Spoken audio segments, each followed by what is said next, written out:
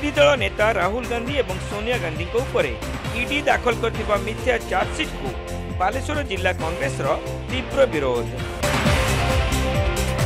National Herald अर्थ हेरफेर मामलें विरोधी दल नेता राहुल गांधी एवं कांग्रेस सर्वभारतीय नेत्री सोनिया गांधी ईडी दाखल कर चार्जसीट को विरोध करी अखिल भारतीय कांग्रेस कमिटी एवं पीसीसी सभापति भक्तचरण दासଙ୍କ निर्देशक्रमे जिला कांग्रेस पक्षरु बीएसएनएल कार्यालय सम्मुख में विक्षोभ प्रदर्शन करा बीजेपी सरकार हाथबारिशी साजिथिबा ईडी उपरे बर्षिबा सह बीजेपी सरकार को तीव्र निंदा करा जायछि।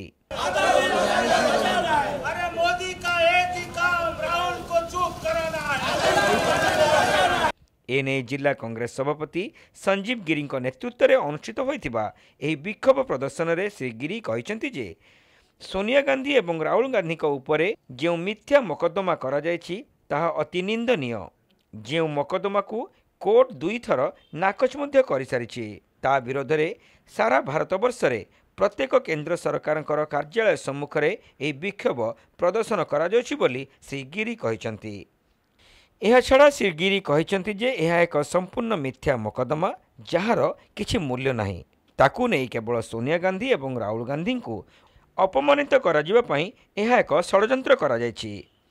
चलित मास 9 तारिख एवं 10 तारिख रे कांग्रेस अधिवेशन गुजरात रे होइतिला एवं 12 तारिख रे कांग्रेस संपत्ति को ईडी जबत करुछि। एपरिकी 15 तारिख रे सेमानक नाम रे मिथ्या मकद्दमार चार्जसीट दाखल करा जायछि। केवल राहुल गांधी को चुप करवा और आदानी एवं अंबानी को बंचाइबा सहित गुजरात रे बीजेपी शोचनीय पराजय को एड़ाइबा सह सेमानक डर रे बीजेपी भली मिथ्या मकद्दमा करी चार्जसीट दाखल करुछि बोली श्री गिरी आरोप करिसेंति।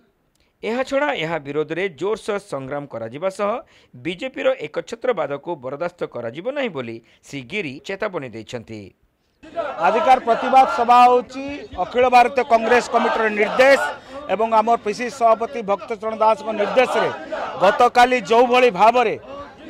माननीय विरोधी दल नेता राहुल गांधी एवं आम सर्वमान्य नेत्री सोनिया गांधी उपरे नेशनल हेराल्ड एक मिथ्या मकद्दमा जो मकद्दमा को कि सुप्रीम कोर्ट दी थर स्क्वाश कर सारी नाकच कर सारी मिथ्या मकद्दमा आड़ ईडी चार्जसीट करुच्ची विरुद्ध रे आज सारा भारतवर्ष रे प्रत्येक केंद्र सरकार ऑफिस सम्मुख में ईडी ऑफिस सम्मुख में विक्षोभ प्रदर्शन कराउची। एही परिप्रेक्षी बालेश्वर जिला कांग्रेस तरफ विक्षोभ प्रदर्शन कराउची। एक संपूर्ण मिथ्या मकद्दमा जो मकद्दमार बेसिर पर किछि नाही ताकू आज राहुल गांधी और सोनिया गांधी को हरास करने चार्जसीट दाखल कर आपण माने क्रोनोलॉजी को बुझंतु 9-10 एही मास 9-10 रे कांग्रेस अधिवेशन गुजरात रे हला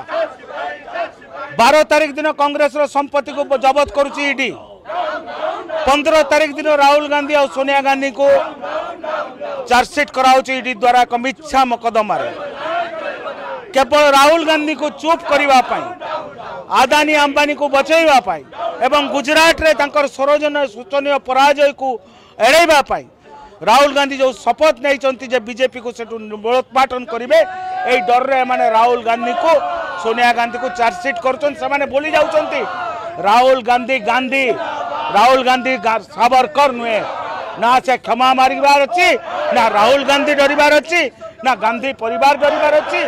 ना उड़ीसा कांग्रेस डरिबार अच्छी ना भक्तचरण दास डरिबार अच्छी ना बालेश्वर जिला कांग्रेस डरिबार अच्छी। संग्राम प्रबल मात्रा चाहिए एवं बीजेपी एतादृश एकछत्रवाद नीति को बर्दाश्त करा नाई। विक्षोभ कार्यक्रम में बहु दलीय कांग्रेस कर्मी उपस्थित थिले।